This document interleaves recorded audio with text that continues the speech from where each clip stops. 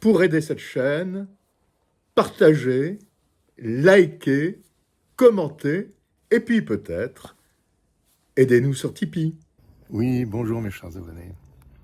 Eh bien oui, aujourd'hui, je me ressource un peu. Il fait beau chez moi et donc j'en profite. Alors quoi de neuf aujourd'hui?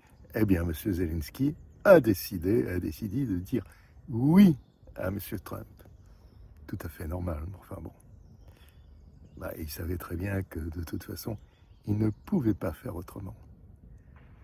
M. Macron va nous parler ce soir.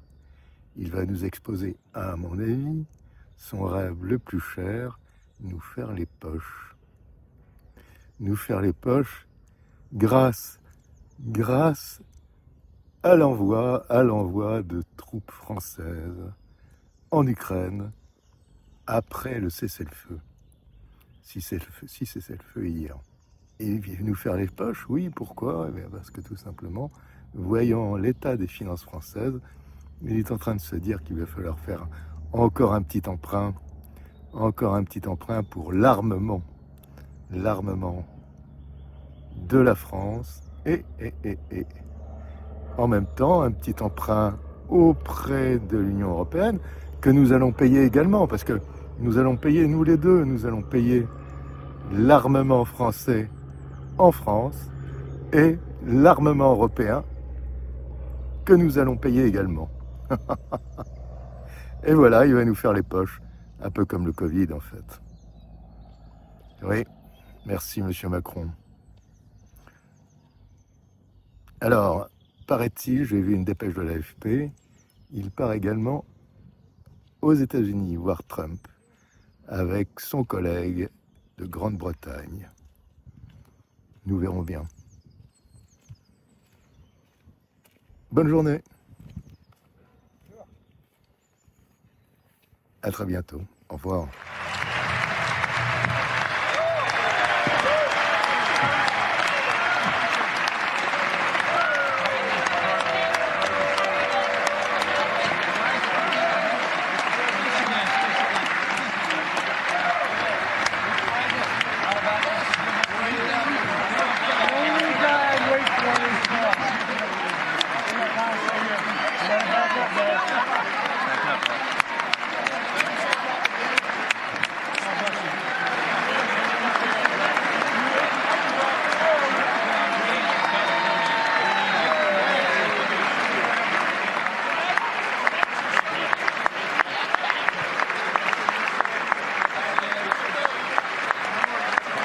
Who are selfie seekers, and they will crowd the edge of that aisle so that they can get themselves a picture with the president or shake his hand or be acknowledged by him.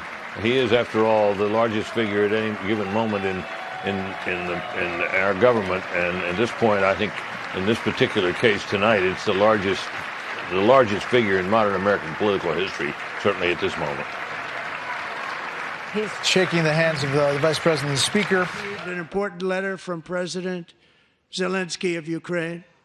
The letter reads, Ukraine is ready to come to the negotiating table as soon as possible to bring lasting peace closer.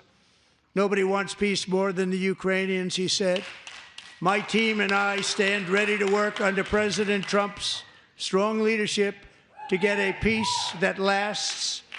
We do really value how much America has done to help Ukraine maintain its sovereignty and independence. Regarding the agreement on minerals and security, Ukraine is ready to sign it at any time that is convenient for you. I appreciate that he sent this letter, just got it a little while ago. Normalement, un discours sur l'état de l'Union, c'est pour faire le bilan de l'action et c'est généralement 1 an au minimum après l'élection d'un président. C'est Ronald Reagan qui avait parti cette nouvelle tradition de prendre la parole devant les 2 chambres réunies du Congrès tout de suite après l'élection, comme pour annoncer le programme, après 5 semaines ou 6 semaines de M. Trump, qui, comme je le disais, je pense hier, calcule le temps comme on calcule des années de chien. 6 semaines, c'est comme à peu près 1 an. Alors, on peut dire qu'il a fait un bilan, il a fait un discours sur l'état de l'Union ou de la rupture, parce que c'est clair aussi que c'est un président parfaitement en rupture avec tout ce qui a été vu et vécu aux États-Unis dans les 50, 100 dernières années, je ne sais pas. Il n'y a pas beaucoup de précédents qui annoncent une Amérique ascendante, une Amérique, en tout cas pour M. Trump, qui n'est pas complexé, il s'excuse de rien, où il dit que la guerre à finir avec le monde woke ne fait que commencer, et où il fait l'inventaire de ce que sera le programme. Et de ce point de vue-là, ça me semble très intéressant. Je t'avais envoyé quelques notes. Il y a quelque chose que j'ai oublié de souligner, c'est qu'on a beaucoup parlé des ambitions américaines ou celles de Trump sur le canal de Panama. On disait, mais de quoi il parle, les Chinois qui ont pris le contrôle? Dans les faits, il parlait de deux choses, de deux très importants ports qui sont à chacune des extrémités du canal de Panama et qui étaient sous contrôle d'un vaste conglomérat de Hong Kong. Hutchison, c'est un groupe multinational extraordinairement puissant. Et ce qu'il disait en creux, c'est ses intérêts chinois, parce que c'est une entreprise de Hong Kong qui est plus tout à fait à distance du pouvoir du parti, pourrait faire en sorte qu'en cas de conflit, c'était sa théorie, il pourrait créer de la perturbation, rendre la navigation plus difficile parce que la théorie veut que les intérêts chinois soient aussi toujours un peu par extension les intérêts du Parti communiste. Alors, je ne peux pas dire qu'il a absolument raison. Ce que je peux dire, c'est que les choses ont changé. C'est BlackRock, qui est le plus important gestionnaire de fonds au monde, qui est en train de prendre le contrôle, de racheter à Hutchison les deux ports. Alors, pour ceux qui se demandaient s'il y avait de l'action, ben il y en a. C'est pas quelque chose dont on entendra beaucoup parler, mais ça vient cristalliser exactement. Mais est-ce que le rachat des deux ports par BlackRock, ça remplirait les objectifs de Donald Trump, puis il lâcherait Panama, ou bien le canal de Panama, ou bien il va continuer de... Chose certaine, en tout cas, pour ceux qui se sont intéressés à l'affaire, c'était le caillou dans la chaussure, cette idée qu'il y avait aux extrémités du canal des intérêts chinois très présents. Est-ce que ça va fermer le dossier? J'aimerais être capable de répondre à ce genre de questions et de deviner ce que pense M. Trump, mais c'est certainement une partie de la solution de son point de vue. Cette lettre de Volodymyr Zelensky est-elle effectivement une forme de résignation? Emmanuel Chaz, on vous retrouve à Kiev. Vous êtes notre correspondante en Ukraine. C'est un président contraint et forcé de tenter de renouer le dialogue avec l'administration américaine?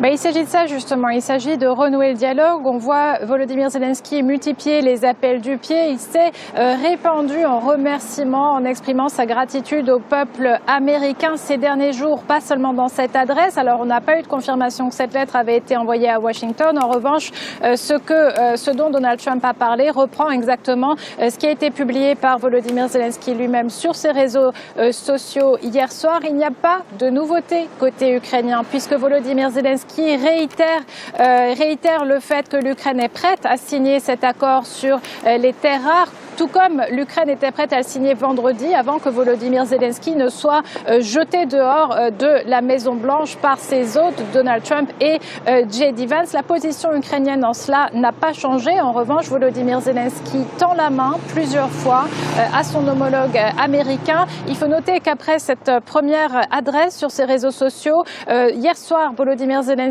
a à nouveau pris la parole pour expliquer qu'à la fois l'Ukraine et les États-Unis méritaient un dialogue respectueux. Donc il ne s'excuse pas de ce qui s'est passé à la Maison-Blanche, puisque c'est lui qui s'est fait jeter dehors et c'est lui qui s'est fait crier dessus par Donald Trump et J.D. Vance. En revanche, il reconnaît que cet incident est regrettable, qui n'aurait pas dû avoir lieu, et il essaye de renouer le dialogue, alors que l'Ukraine essaye aussi de savoir où elle en est en ce qui concerne l'aide militaire américaine. Je rappelle qu'officiellement, aucune communication n'a été faite à Kiev à ce sujet.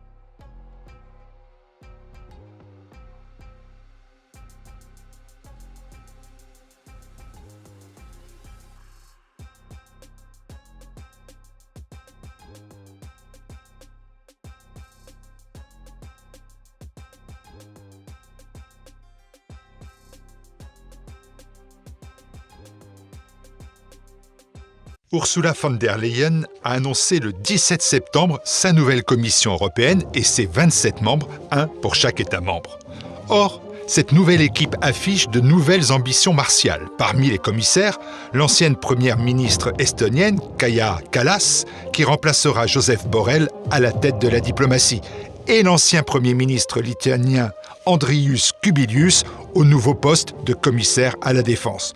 Nous n'investissons pas assez dans la sécurité de l'Ukraine et dans notre propre défense, a-t-il immédiatement déclaré. En clair, les 114 milliards envoyés par l'Union européenne et les États membres à Kiev ne suffisent toujours pas. Kallas et Kubilius présenteront dans 2 mois un livre blanc sur la défense avec la vice-présidente finlandaise Henna Virkkunen. Et pour ce qui est du budget, c'est un Polonais, Piotr Serafin, qui contrôlera le nerf de la guerre. Stéphane Séjourné, qui n'a guère brillé à la tête du Quai d'Orsay, mais qui est un proche d'Emmanuel Macron, a hérité du poste de vice-président en charge de la stratégie industrielle. Reste que le couple franco-allemand semble disparaître définitivement des radars au bénéfice de 4 pays réputés pour leur hostilité viscérale à l'encontre de la Russie. Il faut les écouter. Effectivement, on pourrait aller au bout de la citation de Pascal Lamy, qui était toute récente. Pascal Lamy, c'est un grand technicien, on peut dire mondialiste, c'est-à-dire qu'il était commissaire européen au commerce, ensuite il a dirigé l'Organisation mondiale du commerce, il y a exercé 2 mandats consécutifs.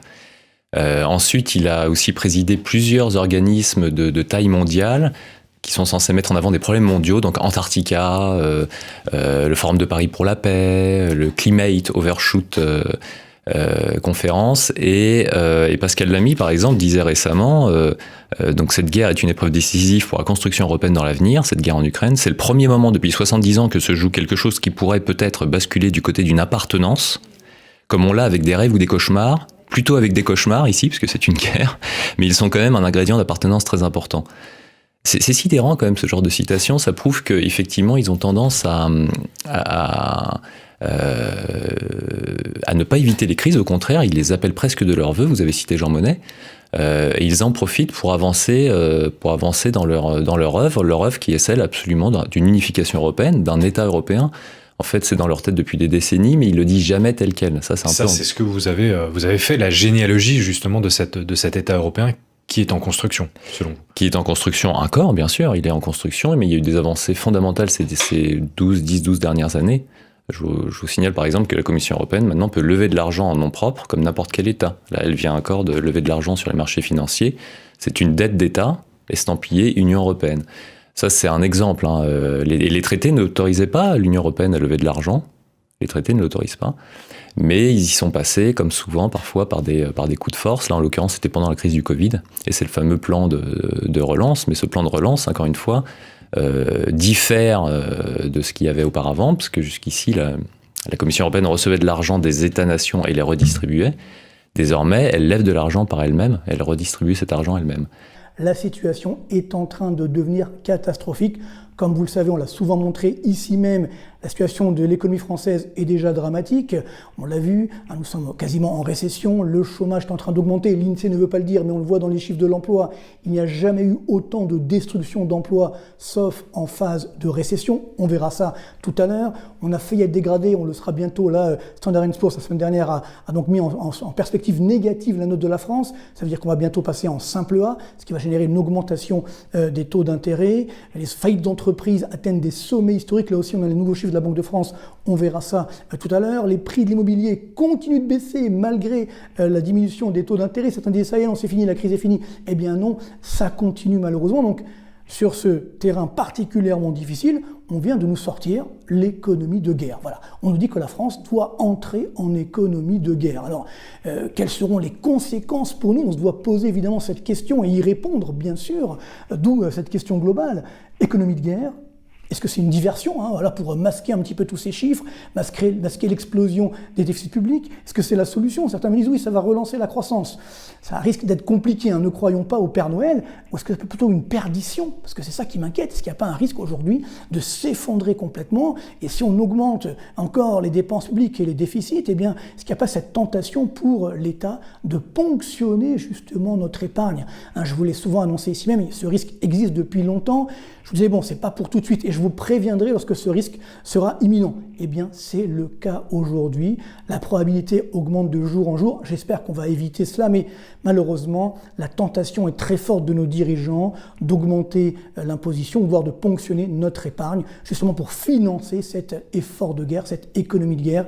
Donc nous sommes en danger d'un point de vue économique, également d'un point de vue financier. Il faut simplement dire les choses, ne pas faire peur, mais dire les choses pour qu'on puisse réagir en conséquence. Et tout le monde en profite de cette situation ukrainienne pour un peu régler ses propres problèmes ou tirer un peu les marrons du feu.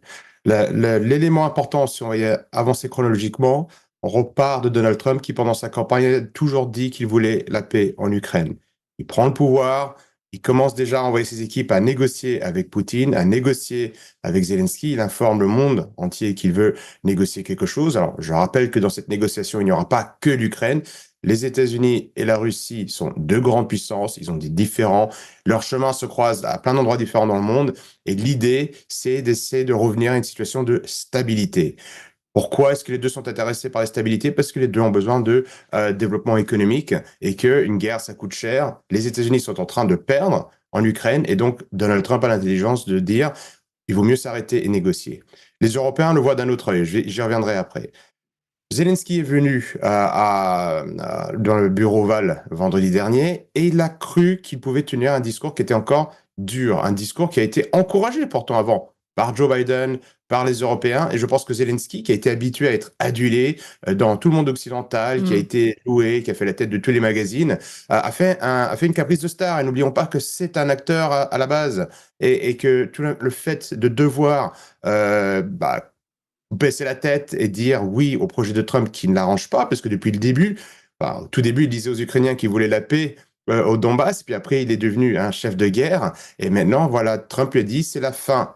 Do you still have hope for the mineral deal? Do you believe that the mineral deal can still be reached with Ukraine? Yeah, I certainly do. And I think the president is still committed to the mineral deal. I think we've heard some positive things, but not yet, of course, the signature from our friends in Ukraine. But look, the mineral deal is a really important part of the president's policy. Number one, the American people have got to get some payback for the incredible financial investment we've made in this country. A lot of the aid that the Europeans have sent has come in the form of money that is getting repaid to them. Well, it's really ridiculous and frankly an insult to the American people that the Europeans are getting a better deal than the American people. The president is just trying to assure that the American people get a fair deal while simultaneously ensuring we have access to some minerals and resources that are very important for the economy of the future. Ce que je sais, c'est que dans le discours, il a souligné, on pourrait y revenir, parce que la guerre aux narcos et aux groupes criminels organisés est clairement annoncée.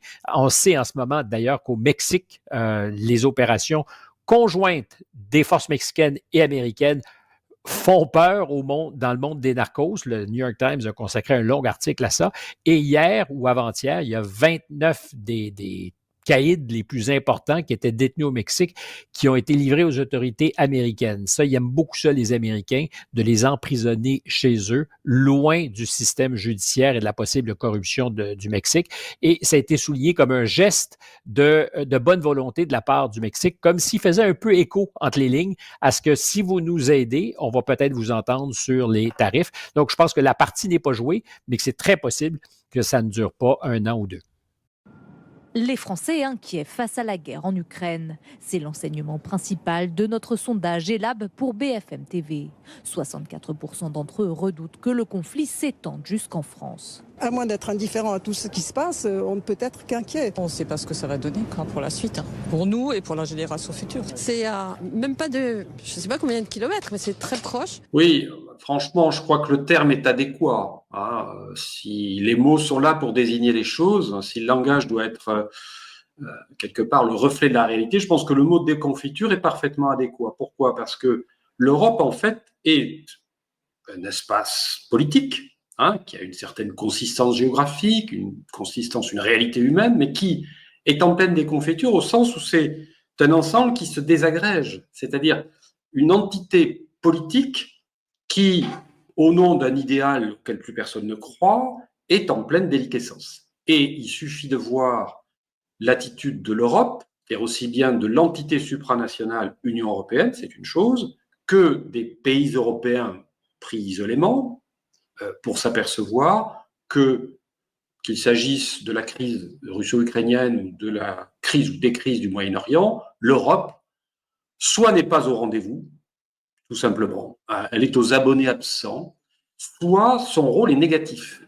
Il est même néfaste, je dirais, dans le cas de la crise russo-ukrainienne qui s'est aggravée en 2022 et qui a commencé, on le sait bien avant cette date. Donc, je crois que si on prend ce premier exemple de ce qui se passe en Ukraine, à un moment où la présidence américaine, récemment élue, celle de Donald Trump, tente visiblement de parvenir à un accord avec le partenaire russe, dans le cadre d'une négociation bilatérale directe, ce même président américain a été contraint de dire, parce que c'est pas lui qui a décidé qu'il en était ainsi, il a été contraint de constater cette réalité, à savoir que l'Europe, en fait, ne sert à rien dans la négociation. Ce qui est absolument consternant quand on sait que, effectivement, les Européens devraient être partie prenante d'une négociation pouvant aboutir, et tout le monde le souhaite, je crois, à un cessez-le-feu et à un accord de paix en bonne et due forme. Or, l'Europe est absente parce qu'elle ne veut pas être présente, parce qu'elle a décidé, d'une manière extrêmement confuse et maladroite, dont les dernières déclarations d'Emmanuel Macron, d'ailleurs, sont l'illustration emblématique,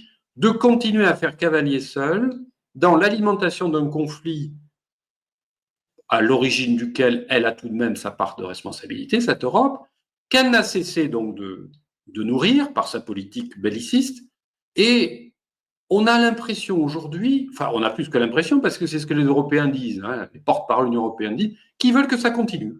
On lit même dans la presse des déclarations de Madame von der Leyen ou d'autres dirigeants de l'Europe dire « Ah mais non, mais il faut continuer à livrer des armes à l'Ukraine, il faut continuer à soutenir les Ukrainiens sur le plan militaire et il faut même envoyer des troupes. » Alors, sur cet envoi des troupes, il y aurait beaucoup à dire parce qu'on s'aperçoit que ce thème est terriblement ambigu puisque les uns disent qu'on enverra des troupes, c'était l'idée d'Emmanuel Macron il n'y a pas si longtemps, on s'en rappelle, pour soutenir l'effort de guerre ukrainien, et d'autres disent « Oui, mais on enverra des troupes en fait pour garantir l'application de l'accord de paix quand il y aura eu accord de paix. » Ce qui n'est pas du tout la même chose.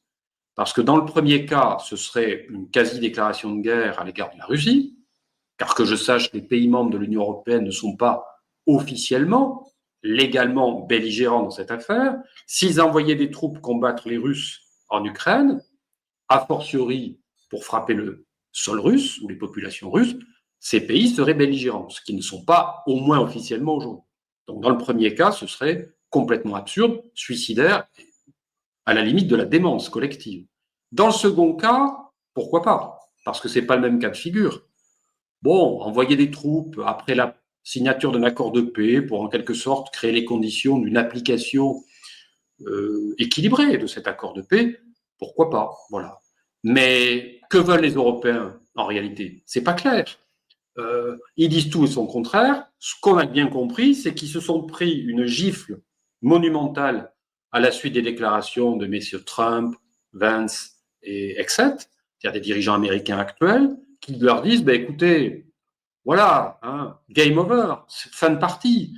Cette guerre qui a été voulue par l'administration Biden et que vous, Européens, avez cautionnée, avez alimentée aux côtés de l'administration Biden, nous souhaitons y mettre un terme parce qu'elle n'est plus, à notre avis, conforme aux intérêts des uns et des autres, et il y aurait tout intérêt, au contraire, à aboutir à un accord de paix. Donc c'est ce hiatus incroyable entre les Européens et leurs maîtres américains qui aujourd'hui leur éclate à la figure, en quelque sorte, qui les éclabousse et qui les rend parfaitement grotesques. Les Européens sont comme des canards sans tête qui continuent à voler sans tête, sans savoir où ils vont puisqu'ils n'ont plus de tête. Et ça, c'est quand même assez affligeant, il faut le dire. Le constat est simple. Au terme de l'exercice de vendredi, évidemment, on était tous un peu consternés. Il y a eu une opinion internationale et particulièrement européenne qui s'est fédérée autour de Volodymyr Zelensky. Mais est-ce que les Ukrainiens étaient en meilleure position, en position de force après l'exercice compte tenu de la possible menace de se faire fermer le robinet américain?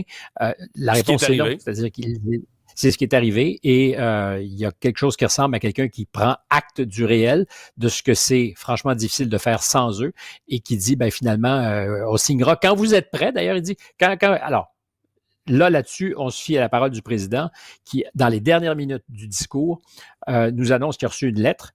Il a un ton très sobre. Il n'y a pas de fanfaronnade de la part de M. Trump. Il n'essaie pas de rajouter, il ne met pas d'huile sur le feu. Il dit, j'ai reçu une lettre. Apparemment, on m'a dit qu'ils étaient prêts à signer le deal sur les terres rares et les minéraux stratégiques à notre convenance et qu'ils sont ouverts, absolument ouverts à la paix sous l'autorité du président des États-Unis. Alors, comment ça a été formulé? Mais c'est évidemment aussi une forme de déférence à l'endroit des États-Unis, de leurs ambitions de faire la paix, sinon même de l'imposer. Les détails vont probablement apparaître aujourd'hui au cours des prochaines heures, mais on ne pourra pas attendre longtemps avant de comprendre ce qui se cache derrière cette déclaration, mais vraiment très succincte du président hier. Mais il était devant l'Amérique réunie pour dire, ben voyez, quand on fait pression, on est entendu. Et c'était exactement ce que nous disait M. Trump. Americans, but I want it to stop. Meanwhile, Europe has sadly spent more money buying Russian oil and gas than they have spent on defending Ukraine, by far. Think of that. They've spent more buying Russian oil and gas than they have defending. And we've spent perhaps $350 billion like taking candy from a baby. That's what happened. And they've spent $100 billion. What a difference that is. And we have an ocean separating us, and they don't. But we're getting along very well with them, and lots of good things are happening. Biden has authorized more money in this fight than Europe has spent by billions and billions of dollars. It's hard to believe that they wouldn't have stopped it and said at some point, come on, let's equalize. You got to be equal to us. But that didn't happen. Il est l'un des rares dirigeants européens à avoir pris le parti de Donald Trump après son altercation avec le président ukrainien. Le Premier ministre hongrois Viktor Orban, opposé à toute aide militaire à Kiev. Nous saluons les pourparlers entre les États-Unis et la Russie qui ont commencé. Nous nous opposerons à nos amis et alliés de l'Union européenne qui ont décidé que l'Ukraine devait poursuivre la guerre. Nous pensons que c'est une erreur, un danger et une faute. Jeudi, nous en discuterons à Bruxelles. Viktor Orban doit se rendre à Paris ce mercredi pour rencontrer Emmanuel Macron, à la veille d'un Conseil européen extraordinaire consacré à l'Ukraine. Et alors que ce lundi, Donald Trump a ordonné la suspension de l'aide militaire américaine à Kiev. La plupart des pays de l'Union européenne se sont empressés d'assurer l'Ukraine de leur soutien inébranlable, mais c'était sans compter sur la position du dirigeant hongrois, qui souhaite que l'Union européenne ouvre des négociations avec la Russie, menaçant le sommet de blocage. Cela fera bientôt 3 ans que je leur ai demandé publiquement, lors de réunions des Nations Unies et de rencontres avec la presse, de nous aider à obtenir au moins quelques informations sur la tragédie de Boutcha. C'est une tragédie qu'ils ont utilisée pour nous imposer des sanctions. Et je leur dis, eh bien, les gars, quand la BBC a montré ces scènes 2 jours après, pas un seul de nos soldats n'était là. Et maintenant, nous ne demandons qu'une seule chose. Je désespère déjà d'en avoir plus. Pouvons-nous voir la liste des personnes dont vous avez montré les cadavres à la BBC ? J'ai même interrogé le secrétaire général des Nations Unies à ce sujet, lors d'une réunion publique du Conseil de sécurité, et pas qu'une seule fois. De même, la dernière fois que je me suis rendu à New York pour une session de l'Assemblée générale, j'y ai donné une dernière conférence de presse. Toute la presse mondiale était présente. Ils étaient environ 70 et je leur ai dit « Eh bien les gars, vous êtes des journalistes. N'êtes-vous pas professionnellement intéressés par ce qui s'est passé là-bas ?» Nous avons donc demandé des éclaircissements au Bureau des droits de l'homme des Nations Unies. Il existe des missions en Ukraine au sein de ce bureau qui n'ont pas été créées par consensus et ils n'ont consulté personne à ce sujet. Nous avons officiellement demandé des informations sur les noms de ces personnes dont les médias ont montré qu'elles étaient déjà mortes. Il n'y a eu aucune réaction. J'ai un peu honte pour les journalistes. 2 ans et demi se sont déjà écoulés depuis cette tragédie. Lorsque ce Boutcha a été diffusé sur les écrans de la BBC et sur les réseaux sociaux. C'était une explosion de nouvelles et 3 jours après, tout est devenu silencieux. Je leur dis, est-ce que quelqu'un vous a dit que vous deviez être plus silencieux? Je connais bien la moitié d'entre eux et ils travaillent là-bas depuis longtemps. Alors, les journalistes ne peuvent-ils pas envoyer une demande journalistique à ces mêmes Ukrainiens? Personne ne fait rien. On leur a donné l'ordre de se taire, c'est tout. Zelensky a été humilié dans la Maison-Blanche, ça fait beaucoup de bruit. Il est parti voir ses camarades européens, Starmer, il a discuté avec une partie de l'Union européenne, le Canada également, la Turquie était également présent à Londres, et tout le monde lui a dit qu'il allait le soutenir. Et ce qui est intéressant de voir, c'est que suite à cette réunion avec l'Union européenne, où on apprend maintenant que nous, on va aller chercher 800 milliards d'euros, on ne sait pas où, pour financer la guerre, Zelensky, lui, revoit sa position.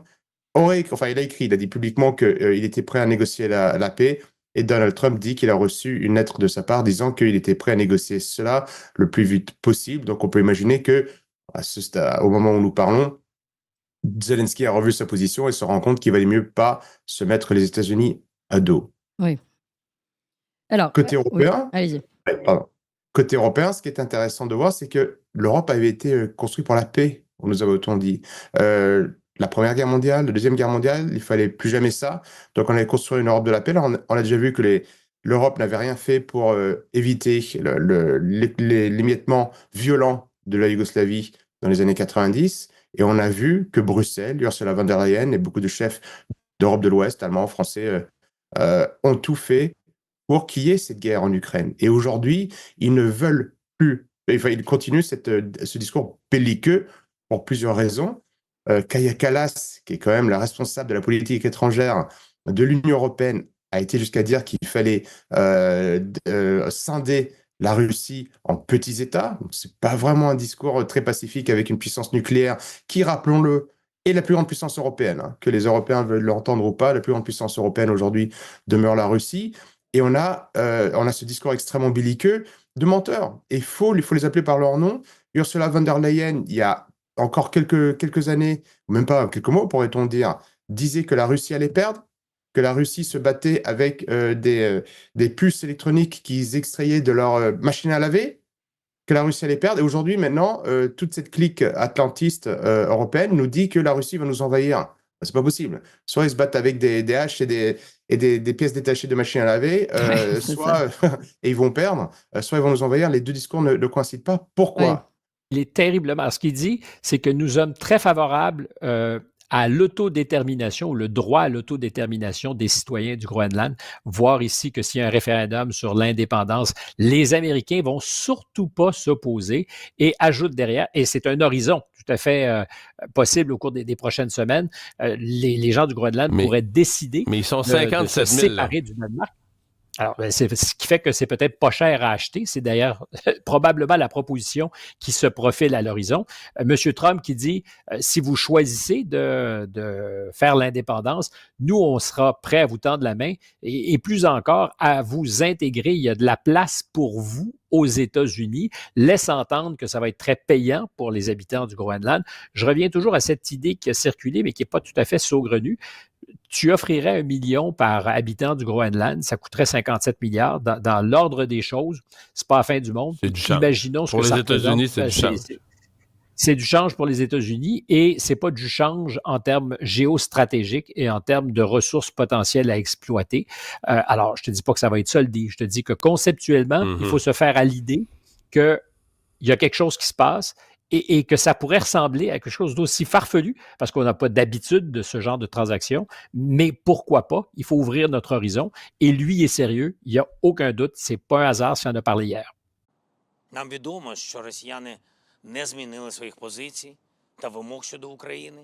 Вони будуть вимагати скорочення нашої армії, будуть хотіти юридичну відмову від наших територій, також суттєвої політичної деформації України з послабленням української Конституції.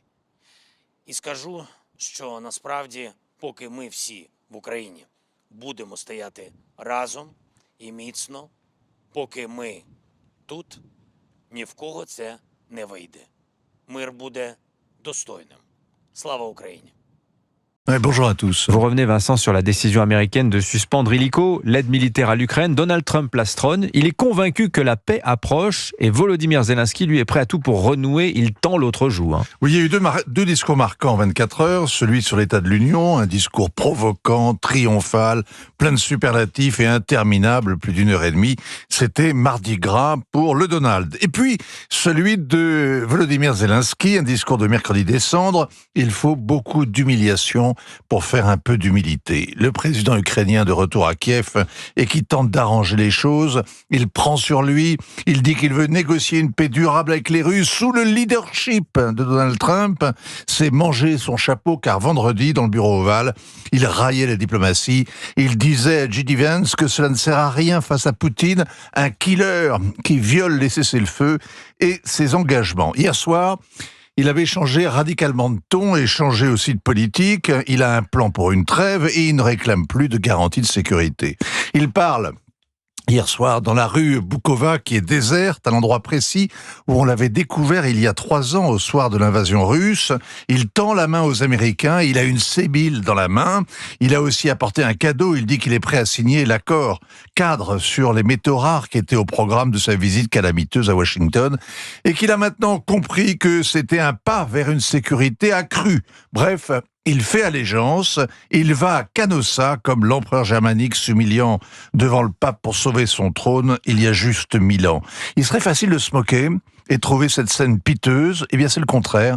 Il y a de la noblesse à assumer sa faiblesse, à admettre le rapport de force, c'est-à-dire la dépendance de l'Ukraine, et à trouver ainsi la force d'aller de l'avant, comme dit Zelensky. Et le rapport de force, c'est la décision de Donald Trump de suspendre l'aide militaire américaine. Oui, décision abrupte, exécution immédiate, le lâchage en pleine bataille, les trains qui livrent l'armement ne roulent plus. Si l'armée ukrainienne a des stocks, eh bien, les pièces détachées feront rapidement défaut. Et le pire est peut-être à venir. Le renseignement fourni par le Pentagone, qui est vital, Starlink qui assure les transmissions, l'armée ukrainienne ne peut se passer des Américains. Donald Trump ne bluffait pas, il est prêt à tout, on l'a entendu cette nuit. Volodymyr Zelensky, lui, a repris ses esprits, il a dormi, il a plus l'air épuisé qu'il affichait vendredi, il a été consolé par la calinothérapie intense que lui ont prodigué ses amis européens, réunis exprès à Londres. Il est donc dégrisé et il réalise que ses voisins communient dans l'indignation après la scène de ménage du bureau ovale parce qu'il redoute d'être traité comme lui, c'est-à-dire raillé, morigéné, reconduit à la porte par un subalterne, lynché au début du week-end et lâché au début de la semaine. Alors les Européens, eux, sont décidés à aider l'Ukraine. Oui, on a entendu les déclarations martiales des pays qui n'ont pas l'intention de se battre, les spéculations sur la défense européenne qui n'existe pas. On a admiré enfin les 800 milliards brandis par Ursula von der Leyen, autant que le budget du Pentagone. Ça impressionne, mais ça réduit à la cuisson. Quand on regarde dans le détail, le reliquat du fonds de relance permet de lever 150 milliards et tout le reste serait à la charge des États qui n'auraient plus à respecter la règle de 3% de déficit. La vérité crue ce matin, c'est que l'Ukraine et son président sont seuls au monde et qu'ils doivent se faire très humbles. L'Europe est prête à assumer ses responsabilités. We Arm Europe pourrait mobiliser près de 800 milliards d'euros de dépenses pour la défense, pour une Europe sûre et résiliente. Nous continuons évidemment à travailler avec nos partenaires de l'OTAN. C'est un tournant pour l'Europe et nous sommes prêts à passer à la vitesse supérieure. Voilà Ursula von der Leyen qui montre les muscles et surtout les billets. En France, notre ministre français de l'Europe et des Affaires étrangères, Jean-Noël Barrot, avait déjà dit lundi que la ligne de front ne cesse de se rapprocher de nous. Ça, c'était sur France Inter. Et bien, le lendemain, il a réitéré cette idée belliciste à l'Assemblée nationale. Écoutez-le. Et c'est tout l'objet du sommet européen qui se tiendra jeudi et au cours duquel sera discuté et acté ce plan massif de 800 milliards d'euros pour financer la défense des pays européens. Et donc les Européens que nous sommes sont désormais face à un choix qui s'impose à nous, celui des efforts et de la liberté ou celui du confort et de la servitude. Ouais, je pense qu'il a voulu faire du Churchill, hein, les efforts et la liberté, ou le confort ou la servitude. Alors, ce qui est intéressant, c'est pendant que nous avons donc Ursula von der Leyen, Jean-Noël Barrot, nous en France, qui voient une ligne de front se rapprocher de manière imminente, eh bien, le président ukrainien, a affirmé, lui, vouloir arranger les choses avec Donald Trump. Il s'est dit même reconnaissant pour ce que l'Amérique a fait pour aider l'Ukraine à maintenir sa souveraineté et son indépendance. Il a admis que la réunion de vendredi ne s'était pas déroulée de la manière dont elle aurait dû. Il s'est dit prêt à signer l'accord cadre sur l'exploitation des minerais ukrainiens à n'importe quel moment et sous n'importe quel format. D'ailleurs, toujours dans ce message, Zelensky a proposé que les premières étapes, donc vers la fin de la guerre, soient la libération des prisonniers et une trêve dans le ciel. L'économie européenne va extrêmement mal, l'économie française particulièrement.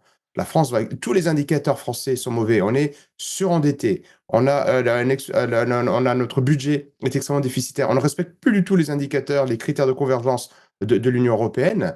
Et on a besoin d'argent. On a besoin d'argent. Ce qu'il faut comprendre. Là, on gagne pas de l'argent, on en donne. Oui, mais on va faire payer au marché et aux contribuables. On va leur expliquer que il faut cette guerre. C'est la même chose. On a vécu la même chose en Covid. On connaît leur manuel d'opération. Ils ont besoin d'argent parce qu'ils n'arrivent pas à gérer les problèmes économiques. Et ils sont aujourd'hui, on est tributaires de leur impéritie politique. Ils ne savent pas gérer les problèmes de recherche et de développement, de sécurité, d'emploi, d'immigration. Il y a tellement de sujets où les résultats sont extrêmement mauvais. Ils ont besoin d'argent. Donc, qu'est-ce qu'ils font? Ils cherchent un bouc émissaire. René Girard n'aurait pas trouvé un meilleur exemple pour illustrer son travail sur ce sujet-là. Ils ont besoin de bouc émissaire. Ils ont trouvé avec le Covid la moyen de dire à tout le monde, restez enfermés chez vous, attention, c'est très dangereux, c'est très grave, et on va imprimer énormément de billets, et on verra, c'est le quoi qu'il en coûte. On paiera plus tard, c'est pas grave, vos petits-enfants, vos enfants paieront ça. C'est le même sujet. Je ne crois pas du tout en l'armée européenne. Mon grand-père n'y croyait pas non plus.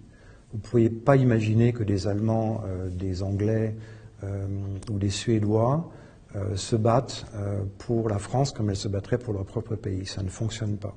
C'est une idée technocrate européenne qui vise en fait à dissoudre l'esprit de la nation, l'esprit du peuple, sa capacité à se défendre, dans une sorte de union, je dirais plus ou moins claire, où chacun se fond dans un espace européen, et donc l'exercice étant de dissoudre je dirais, chaque pays dans une sorte de vaste marché qui est finalement soumis à des règles anglo-saxonnes.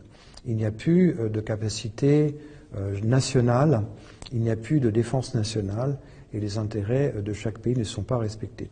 L'envoi de troupes européennes en Ukraine est une bêtise considérable, puisqu'il s'agit de troupes européennes, des troupes de l'OTAN, qui, si elles se battent sur leur propre drapeau, avec leur propre uniforme, seraient en fait considérées comme une agression ou une possibilité d'agression directe de ces pays européens contre la Russie. Le président Poutine a dit qu'il n'avait aucunement l'intention d'envahir l'Europe, ni même l'Ukraine, que c'était une aberration. D'ailleurs, c'est absolument pas l'intérêt des Russes. Eh bien, tous ces pays sont dans le commandement intégré de l'OTAN. C'est-à-dire qu'ils sont soumis au commandement américain. Donc, l'idée de faire une armée européenne qui serait indépendante, qui jouerait un rôle indépendant en Ukraine, c'est une supercherie. C'est faux. C'est encore une utilisation et une manipulation des Européens et des pays membres, quels qu'ils soient. C'est une manipulation des Français de faire croire que l'armée européenne, qui est une utopie, est autonome, avec des décisions autonomes pour défendre leurs propres intérêts. C'est faux. En fait, ils ont trouvé un intérêt supérieur qui permet d'aller demander aux banques centrales de donner sans compter. Exactement. Alors, ils vont peut-être émettre des bons du Trésor et faire payer le marché. On va voir déjà ce que le marché est prêt à payer pour essayer de sauver les économies européennes. Ils vont certainement piocher, ils vont augmenter les impôts aussi. C'est évident, pour payer 800 milliards, c'est pas rien. 800 milliards, c'est quasiment le budget entier de l'OTAN pendant une année. De tous les pays réunis, c'est autant quasiment que le budget américain lui tout seul. Donc, c'est énormément d'argent. Donc, dans cette stratégie, il faut à tout prix que le Russe soit le super méchant, celui qui ne savait pas se battre il y a quelques semaines, qui se battait avec des marteaux. Eh bien, aujourd'hui, il est très menaçant, il va nous envahir, alors qu'il n'y a jamais eu de prétention de la Russie d'attaquer les pays européens, alors que les pays européens sont en train d'attaquer la Russie. Rappelons-le quand même que l'armement que nous envoyons sert à tuer des civils également. Il y a pas, cet armement ne sert pas que dans le cadre de la guerre contre l'armée contre l'armée russe, et que la Russie avait la possibilité de répliquer et qu'elle ne l'a pas fait pour une simple bonne raison, c'est qu'elle n'en a pas l'intérêt, elle veut régler le problème ukrainien. Et aujourd'hui, nous avons les deux protagonistes à Washington et à Moscou qui veulent la paix, et l'Europe qui est un Frankenstein, en partie de l'Union européenne, en partie créée par les États-Unis. Aujourd'hui, sont dans une situation où ils ont cru pendant longtemps que cette guerre allait durer. Ils n'ont rien compris des signaux faibles qui sortaient des États-Unis. Ils n'ont rien compris à cette situation ukrainienne depuis le départ. Ils sont pourtant responsables et ils sont perdus. Et donc, ils essayent de nous faire croire, à une époque où on n'a jamais autant accès à l'information, que la Russie va nous envahir, ce qui est un mensonge total. Ils disent ça que pour aller chercher de l'argent dont ils ont besoin, parce que la gestion de l'Union européenne est une catastrophe, et la gestion de nombreux pays de l'Ouest européen est également catastrophique. Vous avez raison. Il y a un impératif. Nous sommes placés depuis ces derniers jours devant un nouvel ordre international, un nouvel ordre mondial qui nous impose d'accentuer tous nos efforts pour une souveraineté européenne et pour une souveraineté de la nation, notamment en matière de défense. Et c'est une des priorités que, sous l'autorité du président de la République et du Premier ministre, nous nous donnons pour les mois et les années qui viennent. Nous allons agir dans plusieurs directions. D'abord, la mobilisation des financements européens. Et la présidente Ursula von der Leyen, hier, a annoncé 800 milliards de fonds européens à destination de la base industrielle et technologique de défense européenne. Et puis, il y a les financements français. Et avec le ministre des Armées, Sébastien Lecornu, nous allons réunir à Bercy le 20 mars l'ensemble des investisseurs privés, les assureurs, les banques, les fonds d'investissement, afin de les mobiliser. D'abord pour modifier leurs règles de fonctionnement, parce que trop souvent les règles ne permettent pas d'investir dans le secteur de la défense, qui pourtant est un secteur essentiel, et de mobiliser l'épargne privée. Enfin, vous parlez de la loi de programmation militaire, qui a été protégée dans le projet de budget, mais nous travaillons avec le Premier ministre de façon à en élargir l'objet pour nous préparer aux temps qui viennent, et nous ferons des propositions naturellement à la nation dans les semaines et les mois qui viennent, pour regarder comment financer l'augmentation de l'effort de défense qui est devant nous, tout en respectant nos contraintes budgétaires, parce que l'indépendance nationale, c'est aussi de maîtriser notre dette publique. Je vous remercie. Avec Rearm Europe, l'Europe de la paix et des bouchons attachés aux bouteilles, nous propose plus de marge de manœuvre budgétaire pour le financement public national de la défense grâce à la clause dérogatoire. Qu'est-ce que c'est ? Ça veut dire qu'en fait, vous savez, quand on est dans l'Union européenne, il y a une clause qui dit pas plus de 3% de déficit du budget. Sinon, attention, Schnell, raus. Sinon, le FMI, la Troïka peuvent te tomber sur la gueule. Ce fut le cas de la Grèce lors de la crise des subprimes en 2008, par exemple. La France, on a explosé les 3%, mais on est la France, on a l'arme nucléaire. Bientôt, arme nucléaire qui va être partagée avec tous nos copains européens. Ah là là là là, mais en même temps, ce que je viens de dire là, c'est à la fois comprendre que, oui, nous sommes là parce que nous sommes des vassaux de l'Empire américain depuis trop d'années, et que nous n'avons rien fait. Et là, qu'est-ce qui se passe ? Figurez-vous que ce pacte des 3%, pour l'armement, il saute. Oui, tu peux faire encore plus de dettes. Par exemple, prenons la France. La France, 3 400 milliards de dettes, et plus, puisqu'elle augmente chaque jour, grâce à Emmanuel Macron, Alexis Collère, Bruno Le Maire, Gabriel Attal, Elisabeth Borne, et j'en passe. On ne va pas tous les nommer, puisqu'ils sont globalement des champions de la dette. C'est le quoi qu'il en coûte. Quoi qu'il va nous en coûter, vous en coûter, nous en coûter, c'est le Covid. Ça, c'est la base. Grâce à Mama Ursula, maintenant, les 3% pour l'armement, ça n'existe pas. Tu peux faire de la dette, mais autant que tu veux, tant que c'est pour produire des armes. Elle est pas belle, la vie. Est-ce que c'est pas des belles valeurs d'inclusivité ? Est-ce que ça, c'est pas totalement diversité, inclusion et environnement, de produire des armes ? Mais c'est totalement nos valeurs, j'ai envie de dire. D'ailleurs, les écolos sont tellement bellicistes que ça me fait peur. J'ai dû rater une marche quelque part. Moi qui suis totalement pacifiste. Mais visiblement, eux adorent la guerre. Et d'ailleurs, on va pouvoir dépenser plus. S'endetter plus. Ça, c'est génial. Ensuite, un nouvel instrument de prêt aux pays de l'Union européenne pour les capacités de défense les plus nécessaires. On va pouvoir s'endetter encore plus. Non seulement on va pouvoir faire plus de déficits, mais s'endetter encore plus. Tout ça pourquoi ? Pour les armes de destruction massive. Alors là, si vous n'êtes pas content, je sais pas ce qu'il vous faut, les amis. On a de la chance. On a vraiment tout ce qu'il faut pour vivre bien et heureux dans une Europe de la paix. L'écho François Langlais, on entend de plus en plus parler d'économie de guerre et le président de la République en parlera sans doute ce soir à la télévision à 20h et sur RTL, allocution que vous pourrez suivre en direct. Et comme on n'est pas né de la dernière pluie, François, on sait que ça va coûter très cher tout ça. Sauriez-vous, François, comme Olivier Faure, qui hier matin ici même en appelait déjà à faire les poches de Bernard Arnault et des plus riches ? Vous savez, il n'y a pas qu'Olivier Faure. Hein. Hier aussi, c'était notre ministre de l'économie, Éric Lombard, qui estimait que ceux qui ont du patrimoine devaient contribuer davantage. Alors vous allez me dire, rien de très étonnant dans notre pays où on est quand même prompt à sortir la matraque fiscale sur les riches. Cette fois-ci, pourtant, le climat a changé. Et il se pourrait bien que l'épidémie de hausse des impôts ne gagne bien au-delà de la France. Mais qu'est-ce qui vous fait dire cela, François ? L'histoire, Amandine. Dès lors qu'il faut investir pour la sécurité collective, la défense, eh bien, les impôts des plus fortunés montent. Or, il va falloir dépenser entre 30 et 50 milliards d'euros par an si on veut faire monter le budget de la défense de 2% du PIB à 3 ou 4%. Tout ça, rien que pour la France, bien sûr. Ça veut dire que dans les situations de tension géopolitique, les impôts augmentent, c'est mécanique, c'est automatique, c'est comme ça ? Ah mais c'est exactement ça. Justement parce qu'il faut financer la défense. Il y a un parallélisme étroit entre le niveau de tension internationale et celui du taux marginal de l'impôt sur le revenu. Le taux marginal, vous savez, c'est celui qui frappe les revenus les plus élevés. C'est le taux supérieur du barème. Plus les tensions militaires sont fortes, plus le taux d'imposition pour les riches est élevé. En France, c'est pendant les 2 guerres mondiales et juste après que le taux marginal était au plus haut, à 90%. Pour mémoire, on est aujourd'hui à 49% pour les revenus supérieurs à 500 000 euros, c'est-à-dire le très très haut du panier. Est-ce que vous décrivez pour la France, c'est vrai dans les autres pays, François ? Oui, aux États-Unis, par exemple, le taux marginal, il est de 25% entre les 2 guerres. Roosevelt, le président élu en 1932, le monte à 69% à son arrivée. Et en 1936, 76%. Et en 1941, c'est l'année de l'entrée en guerre des États-Unis, après Pearl Harbor, 91%.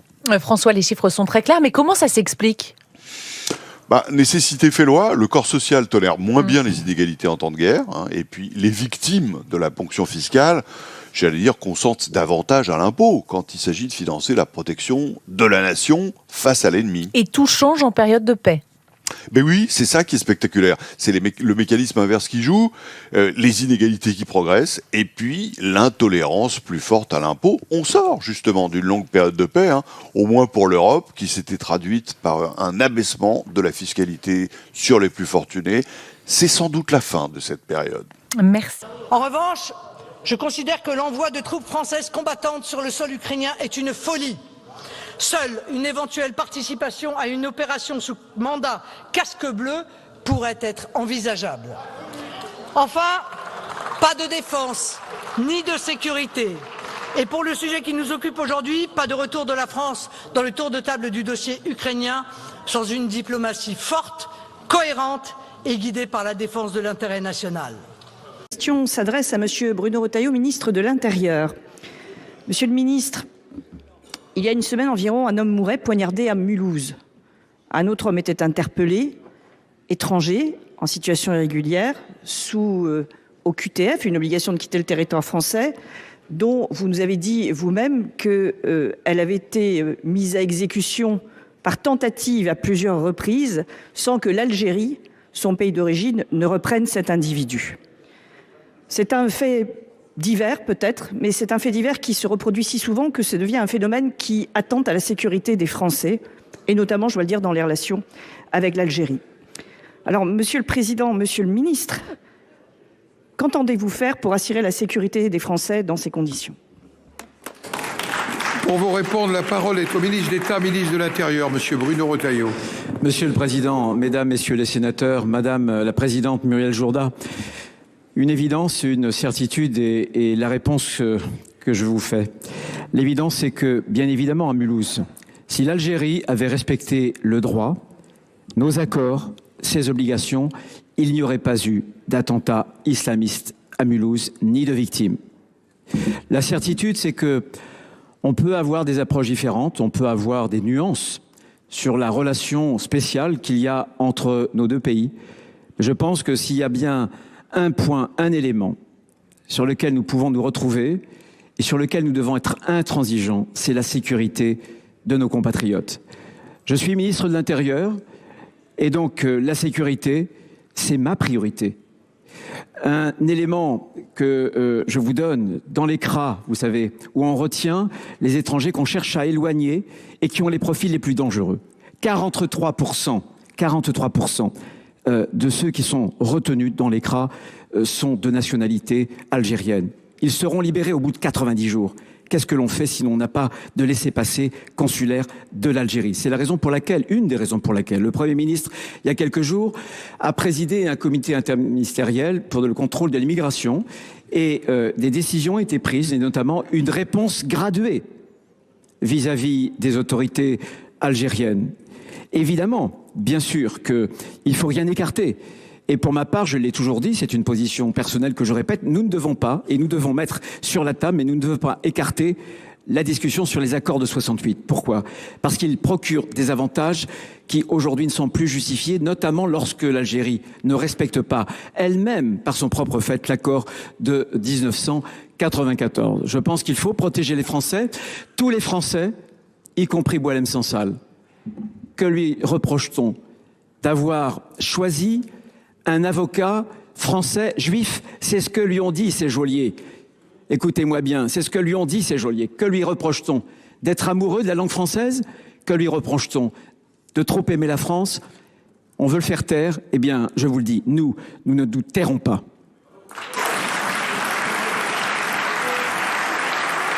Madame la Présidente.